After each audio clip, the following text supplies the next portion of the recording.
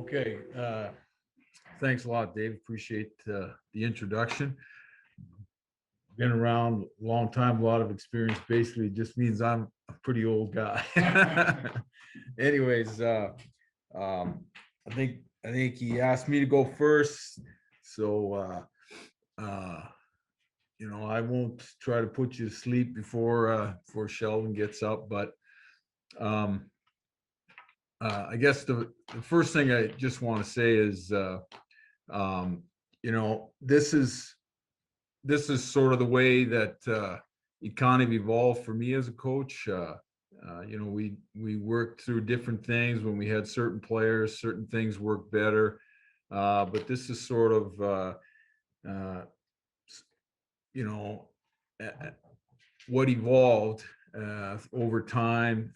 Just seemed to be the thing that worked the best for the teams that I was with, uh, based on the personnel that we had and what some of the offenses were doing.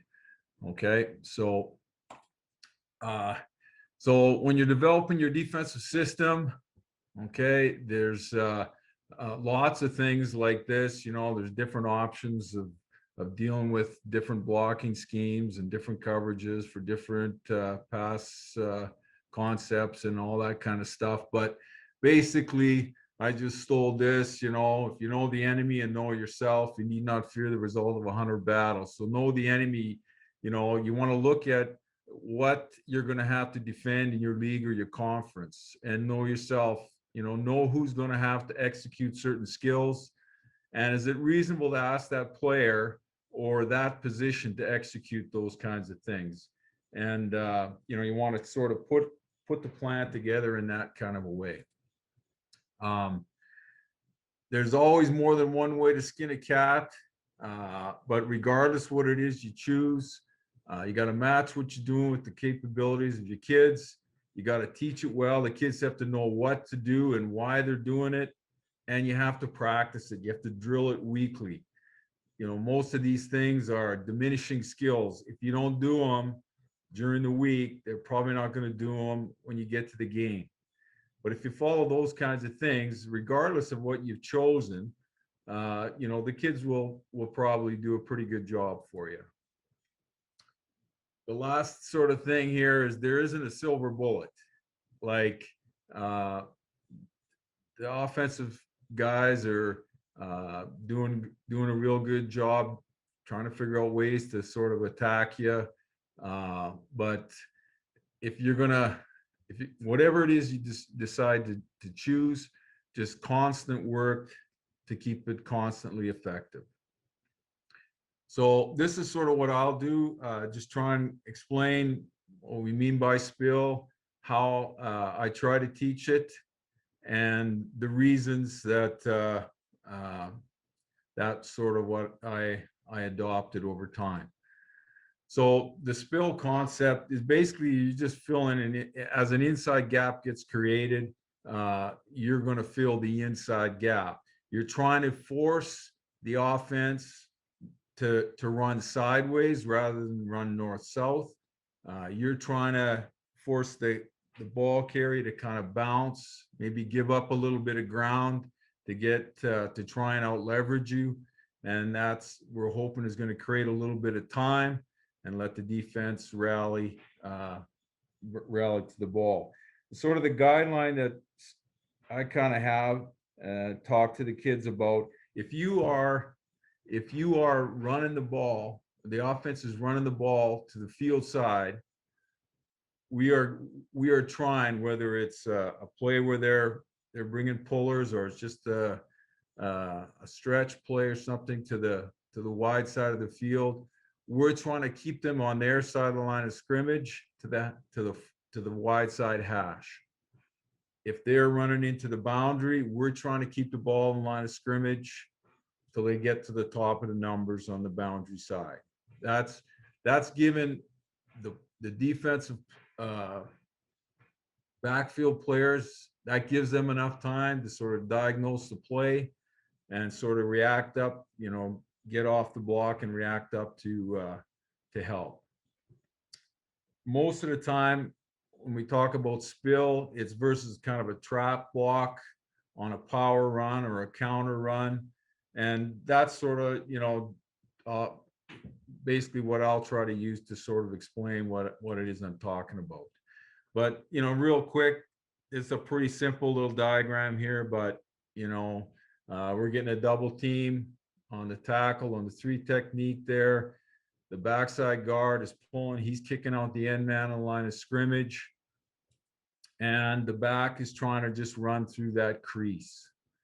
He's trying to get through that crease that gets created when they kick out the rush and off the double. Now they're gonna come off the deuce and all that kind of thing, and there's gonna be cutoff blocks and everything that we got to get over top of, but that's just part of the deal. So the spill or we're gonna wrong arm that puller. So he's coming underneath. He's trying to get up where that crease is supposed to get created, and there's tried to just draw sort of what I meant by that bubble. And then we got to get our scrapers over top, and there's going to be, like I said, cutoff blocks. They got to get over top of those cutoff blocks. And in this picture here, the Mac is trying to get to the hip, the outside hip of the ball carrier, and the Will is trying to get to the inside hip. We're trying to bracket that ball carrier. So teaching the spill technique. So regardless, I guess, of who ends up being the guy that's going to be the spill player, there's a couple things that to keep it checkers rather than make it chess.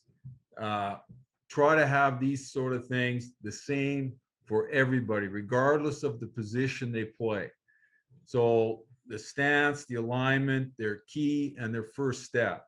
Okay, so the first step is going to be with the near foot to the midline of the blocker. And the second step is going to be a reaction step. Now he's going to get various types of blocks.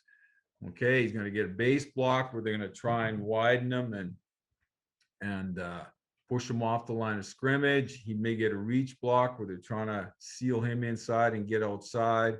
He might get a pass set.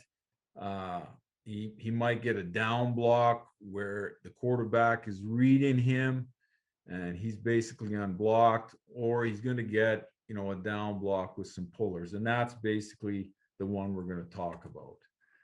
So if you're a C-gap player, and so, if it's a 40 front, it's probably going to be the defensive end. The defense that I like to run is a 34. So it could be a defensive end, it could be an outside linebacker, could be an inside linebacker, could be a halfback, could even be the boundary corner. But if I'm the C-gap player, it doesn't matter who I am. Okay, I'm going to have the same key, close to the same alignment, the same footwork. The wrong arm technique is going to be the same. And I'm going to ask that guy to get vertical and disrupt any second player that's involved. So the keys. Okay, so this is typed in here as a C-gap defender. Okay, like I said, it could be any of those guys that are listed, but it's going to be the exact same thing if that's the players in the B gap. It's going to be the exact same thing if the players in the A gap. We don't. It's going to be impossible to teach a guy that if I blitz the C gap, I do this. If I blitz the B gap, I do something different. So it's got to be constant, and his key is always going to be that the lineman inside his gap. So the C gap defenders, they're going to key the offensive tackle first. We're going to ask him to read the near knee of the offensive tackle on his first step. That's going to tell him what his second step is going to be. So if he gets, those various blocks, the tackle is going to be moving in a certain direction. He's got a platform to push off of if he has to get back on a reach block, if he has to adjust because it's a pass play, if he's blocking if it's a base block out on him, he's just going to stay on that track on the second step. If he gets a down block, then it kind of goes to number 2. We want his eyes off the tackle and straight down the heel of the offensive line. Got to check for pullers. If he gets pullers, we're gonna deal with that. If he doesn't get the pullers, his eyes go from where the pullers would be. Now he's gonna go to the mesh, and he's gonna be the 50-50 player for us if we get that. The alignment. Okay, so it's basically the same for all the players, regardless of position. We would like to be pretty close to 1.5 yards outside the tackle, whether it's a static defensive end or if it's an outside linebacker rolling into the blitz, etc. We want them angled close to 45 degrees towards the offensive tackle. His first step should be directly at the midline of the offensive tackle. The inside foot is back, and the first step is with the inside foot, the near foot. Okay, his center of gravity should be in front of his base, regardless of the stance. If it's 2-point, 3-point, or 4-point, we need to be taking a 4 to 6 inch step with that near foot to have a chance to make this play. So I'm going to try and just check just a second here.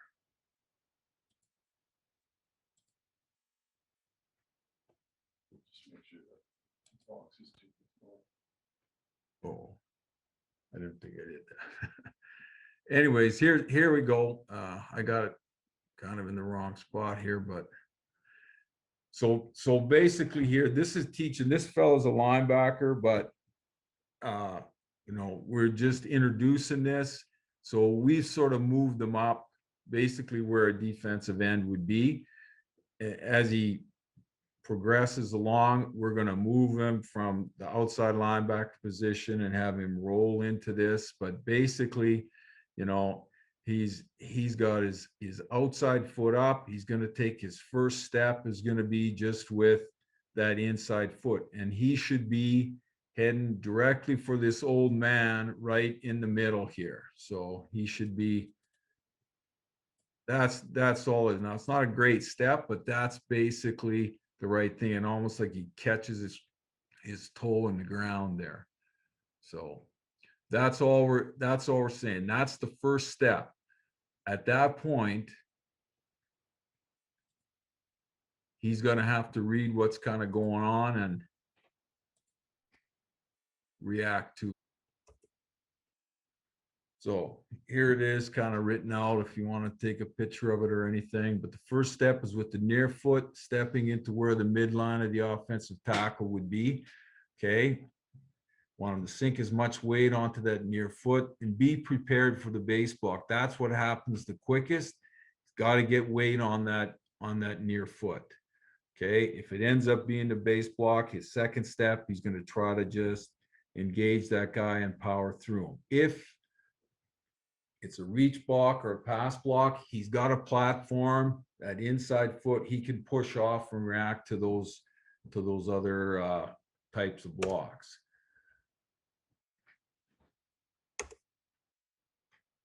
The second step versus the down block. So the key gives you the down block. You see that tackle now in the picture there. He's moved quite a ways. I just got him out of there so that he wouldn't mess up my little drawing there. But the second step's with the outside foot. Okay. And that gives him a platform again to redirect if he gets the puller. Okay. So he sees the puller coming. He's going to push off that outside foot and he's going to attack the puller. He's trying to get to him as close to as far inside as he possibly can. That's what he's trying to do. So there's that first step. He's taking that first step. I'll try and just get the second step. So there's the second step. And it's pretty good. And you can see it's kind of set up so that they put that second step right on that hash mark. And you can sort of see he's going to push off And that little blue bag there, that we're saying that's the guy who's pulling at him. That's the guy he's redirecting to. Okay, so he actually, I'll just back it up a little bit and kind of play it through. He does a pretty good job here. You can just see he does a nice job of just redirecting off that second step. So he's about to plant the first, redirects off the second, and he's trying to get down as close as he can inside to have an opportunity to wrong arm that guy.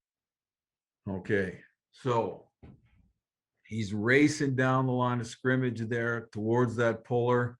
Okay, want to meet him, like I said, as far as we can inside. Okay, now just prior to being close enough for him to get his hands on you, okay, we want to dip, bend our ankles, knees, and hips. Like, we don't want to just bend at the waist. We got to bend our knees, okay? And we may have to even redirect and give up a little bit of ground. Okay, we don't want to make head-on contact with this guy whatsoever. So like I said, if this was, a big 240-pound defensive end, he might be able to do that, take that guy on straight up. But if that happens to be a halfback, we don't want him trying to take on a 300-pound guy. He wouldn't be around for too many games. But we're going to rip with the outside of the upfield arm. We're trying to touch grass on the bottom, and we're trying to bring that arm right up and through, and my thumb is trying to touch my nameplate. The only contact that I would like to have is just with that arm. My shoulder and everything don't want contact. And you want the guy to think about almost exposing his back numbers to the puller. They're going to be taught to log that player, to pin him inside there. If we turn our back to him, he actually sort of puts his hands on our back, and he actually helps us go where we're trying to go. Okay. And once the rip is complete, we want to get vertical. As quick as we can, we want to get vertical. We're trying to get up and disrupt the second player. So in this one here, they're pulling two. They've got the center and the backside tackle. They're pulling both of them. Okay, so we get that down block, eyes go down, we see him coming, we attack the puller, we run that wrong arm, we get vertical, just trying to get in the road and disrupt the second puller. Now, if there isn't a second puller, we're doing that little deal. We already saw this picture. We're trying to just force the back to bubble, get off his track, create time for the rest of the defense to get where they need to be going. This is a grade 11 guy. Okay, and so again, this is just an introduction kind of stage. So he's a linebacker, but we're starting him right here. And these are just linebackers just running this little drill. So he should be reading the tackle.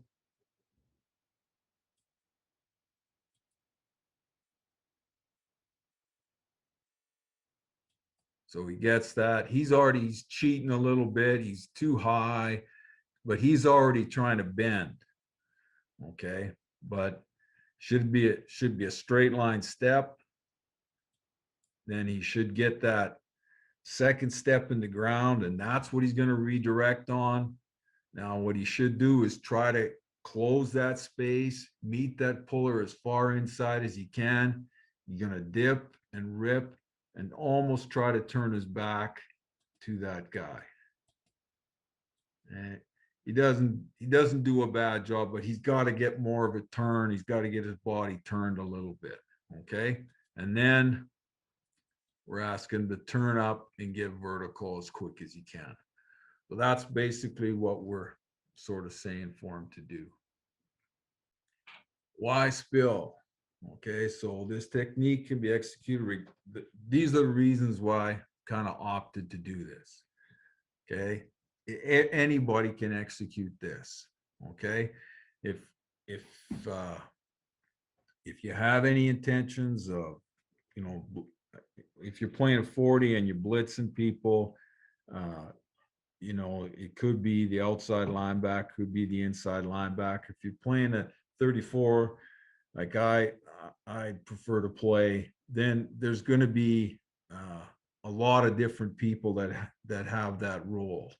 So we have to practice a technique that's going to be possible for everybody to do it. So it could be, you know, the big three tech, if it happens in the B gap, or it could be the boundary corner, but they should all be able to execute it.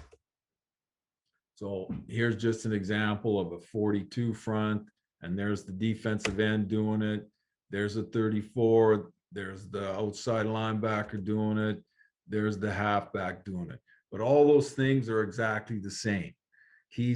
My lines in the picture aren't great because this one here isn't pointed to the midline of that tackle, but that's what it should be. Everybody should be doing the same thing.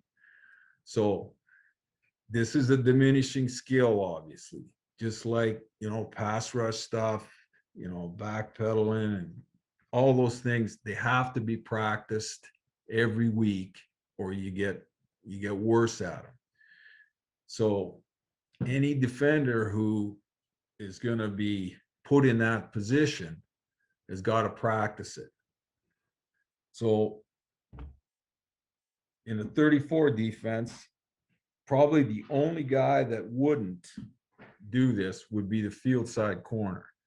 Everybody else might get an opportunity to do it. So it's easy to incorporate it into your weekly practice plan because you want everybody to do it. And there's no sense in doing it if we're going to do it lousy. It gives somebody an opportunity. There can be somebody that's kind of specializes in that. So, you know, once a week, you're sending this group or you're sending that group to the coach X and he's going to work it. And when everybody's doing it, you're going to see it on the field. You're going to see it on the video. You're going to hear people talking about it over and over again. And it eventually sinks in and hopefully everybody gets good at it. The other thing that's important is when you make the playbook up, you sort of, the way I sort of do is I don't know if this is the right word, but I just call it a matrix, skill matrix. There's a cap to how much stuff a guy can learn and a guy can practice and be effective at in a game. So again, playing at 34, we want to have different people being in this gap, being in that gap to defend a run play, or to you know, maybe we think it's a pass, but it turns into a run. All those kind of things. But if we're all working on the same deal, okay, that makes it a little bit easier to put it in. If one guy has to do three different things when he blitzes, you know, then it's going to be almost impossible to get him practice time to do that. And the other thing that matters too is the scrapers or the power players, whatever you want to call them, the guys that have to fill off the spill player, you know, if it's a spill player every time, regardless who it is, their fit is the same all the time. But now if it's a defensive end and then it goes to a defensive back and the fit is different, that means he's got more stuff to practice. That has to be worked into the week. So if everybody's doing the same thing, obviously everybody gets an opportunity to practice that skill, but the players that fit around it are doing the same thing regardless of who's doing it. So that makes things a little bit easier. Okay, I sort of talked about this already. The same thing for the cover players, you know, the add-ins, if their man comes in to help block, those guys, everything fits the same. Doesn't matter who's the guy that's involved with doing it.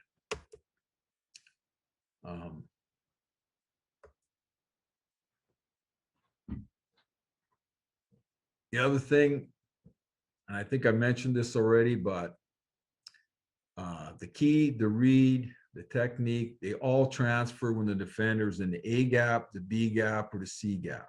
And again, all the non-box players, the scrapers, the add-ins, the cover players, their fit stays the same. So again, it's just easier to kind of practice. So here's just an example, just drew this one up. This is a play where they're gonna, against a 42 front here, they're trying to attack the weak B gap here, and they're blocking the nose in, they're blocking the end out, they're bringing the backside tackle, folding them up through the B gap, and same thing, the will linebacker is gonna see that puller, he's gonna spill that, he's gonna get underneath it, force the thing to bounce, and then the other scraping linebacker, he's fitting outside of that block. Now here's this guy's a pretty good player here, Aaron Donald. He's the B gap player, but you can see him. He's just he's running the spill on I think it's the guard from the backside, comes down, he does a rip, he shows us his numbers, he gets upfield and does a pretty good job. Well, I figured if this guy could do it, shoot, anybody could do it. And this is, I guess, just the last thing here. This was the kind of defining moment when stopped boxing and went to spill. Teams were, I called this bend motion. So they take, the number 3, the number 2 slot back, and they would run them across the field. And just prior to the snap, maybe he's at the backside guard, and they're running them out. Just running into the flat on the short side of the field there. But at that time, we used to track that guy, or we'd rotate the safety down. So, in this picture here, like this dime, he is cooking, trying to stay with this guy. His coverage responsibility. He is cooking. And then all of a sudden, they do it 2 or 3 times, and then they do this. That guy comes across and he kicks out the end. And meanwhile, our dime is running 100 miles an hour. Now he's got to make a 90-degree turn and fit up into that little crease they've developed. So that was sort of the moment when I felt this system would be a little bit better. Okay, it gave that dime, the end came underneath that bend block from that slot back, ball gets bounced outside, the dime's got a lot better opportunity to get leverage on the ball carry and help make a stop for a minimal gain. So I think that's it for me.